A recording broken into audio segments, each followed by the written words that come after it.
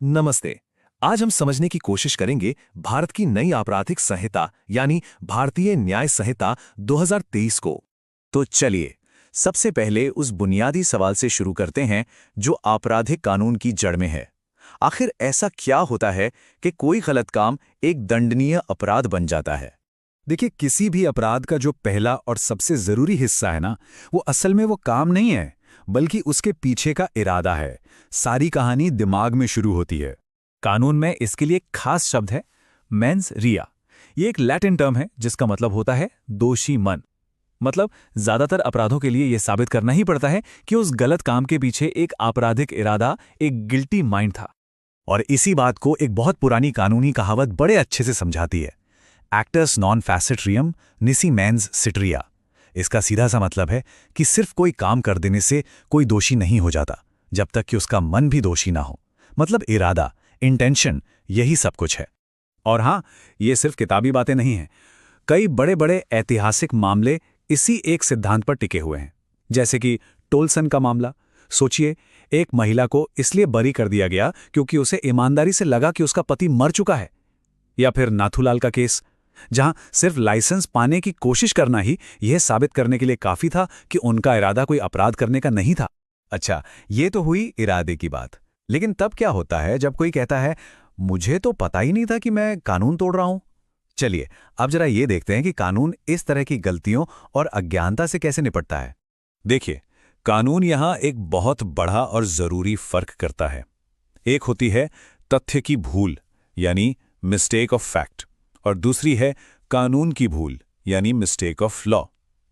मान लीजिए अंधेरे में कोई गलती से किसी और का छाता ये सोचकर उठा लेता है कि वो उसका अपना है। ये है तथ्य की भूल और ये माफ की जा सकती है। लेकिन अगर किसी को ये नहीं पता कि सार्वजनिक जगह पर सिगरेट पीना मना है, तो ये कानून की भूल है और इसका कोई बहाना नहीं चलता। और यहीं से वो सदियों पुराना कानूनी सिद्धांत आता है, इग्नोरेंशिया जूरिस नॉन एक्सक्यूजेट। सीधी सी भाषा में, कानून की जानकारी न होना कोई बहाना नहीं है। आर बनाम एसोप जैसे मामलों ने इस बात को बार बार मजबूती से साबित किया है। तो अब सवाल उठता है कि ऐसी कौन सी स्थितियां हैं जहां कानून खुद ये मान लेता है कि दोषी मन या आपराधिक इरादा हो ही नहीं सकता। चलिए कुछ खास बचावों पर नजर डालते हैं। 12, ये नंबर भारतीय आपराधिक कानून में इतना जरूरी क्यों है? इसका जवाब जुड़ा है डोली इनकैपेक्स के सिद्धांत से।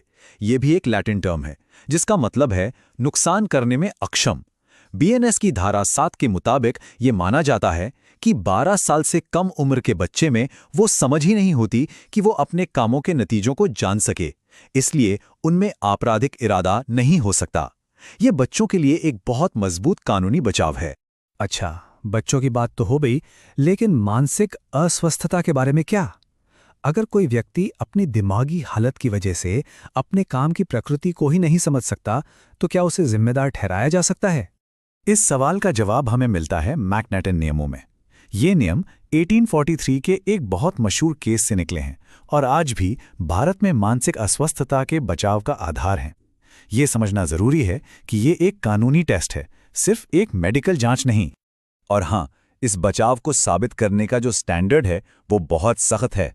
ये साबित करना पड़ता है कि ठीक अपराध करते समय आरोपी ऐसी मानसिक स्थिति में था कि वो या तो अपने काम की असलियत को समझने में नाकाम था, या फिर ये नहीं जानता था कि वो जो कर रहा है वो गलत है या कानून के खिलाफ है।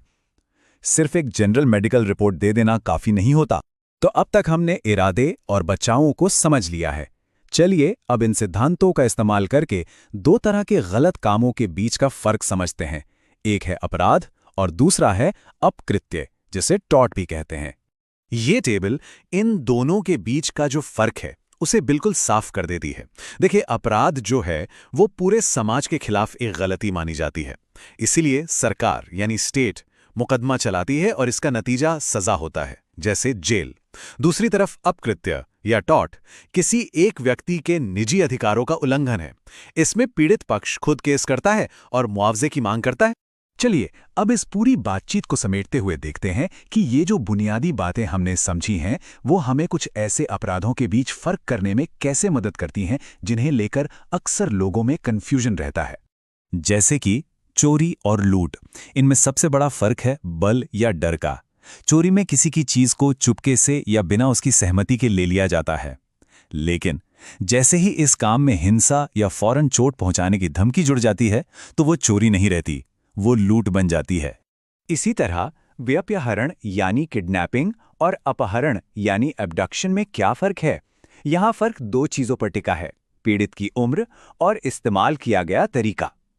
किडनैपिंग में एक नाबालिग को उसके कानूनी अभिभावक की मर्जी के बिना ले जाया जाता है, जबकि एब्डक्शन में किसी भी उम्र के व्यक्ति को जबरदस्ती या धोखे से कहीं ले जाने पर मजबूर किया जाता है।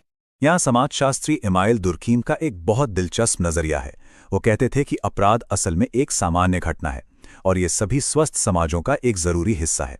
उनका मानना था कि अपराध समाज को अपनी नैतिक सीमाओं को और मजबूत करने में मदद करता है। और ये बात हमें एक आखिरी सवाल पर छोड़ जाती है। अगर अपराध वाकई समाज का आईना है, तो हमारे कानून, हमारे ये सिद्धांत, ये बारीकियां, ये सब हमारे बारे में क्या बताते हैं? एक समाज के तौर पे हम किन चीज़ों को सबसे ज़्यादा अहमियत देते हैं और किन चीज़ों की रक्षा करना चाहते हैं, इस पर ज़रूर सोचिएगा।